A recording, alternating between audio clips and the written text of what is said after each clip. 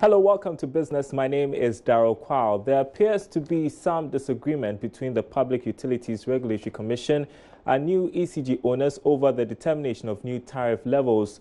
George Afe has been following this story and has the latest.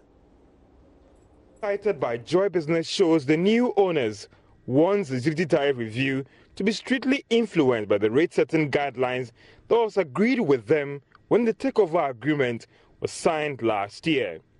Joy Business is learning if the new tariff levels are not structured in a way to offer prudent returns on their investments, then government may have to pay up the difference. But in a separate document, the PRC is insisting that the supposed caution was not needed because it has done all the necessary engagement to settle on these new tariff levels. The Commission is insisting that it has the sole power to determine what consumers should pay, and therefore it cannot be pressured on this issue. The Commission is also rejecting claims of being the cause of the delayed takeover of ECG by the Power Distribution Service.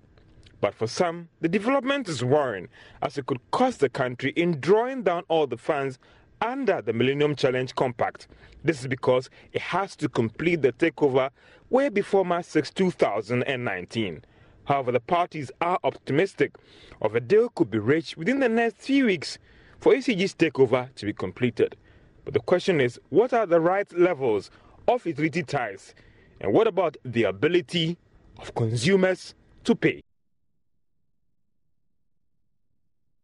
Now, moves by government to convert the Tema oil refinery into a tank farm may have been abandoned as the company rather seeks to expand its operations. The former Energy Minister, Boakye Agyarko, had said that government is considering turning Tor into a tank farm for the sole purpose of storing fuel. But Managing Director of the company, Isaac Osei, says plans are underway to increase productivity and bring in more investment to make Ghana's only oil refinery more viable. That is not for me to answer. I have never said Tor should be a tank farm. But apart from that, in the short to medium term, we are looking to increase the capacity of the production that we have on the present Tor premises. And we are doing it in two stages. The first stage is the replacement of the furnace which blew up a couple of years ago. When that one comes in, we'll be able to increase our capacity straight to 45,000. From 45,000, we have a project to increase it to 60. And alongside that, we are bringing in a foreign technical and financial partner who can build modular units of capacity of about 40,000. That is what will give us 100,000 on the Tor premises.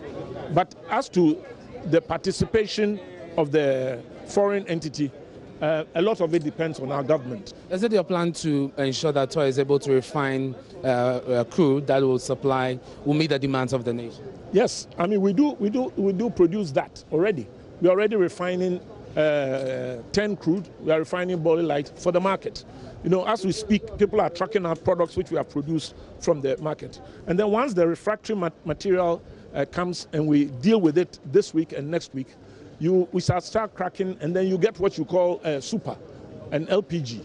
So all these products are already being produced on Tor premises. Does it have any consequence for the price on the market at all? It could. It could. It depends on what we do with our margins.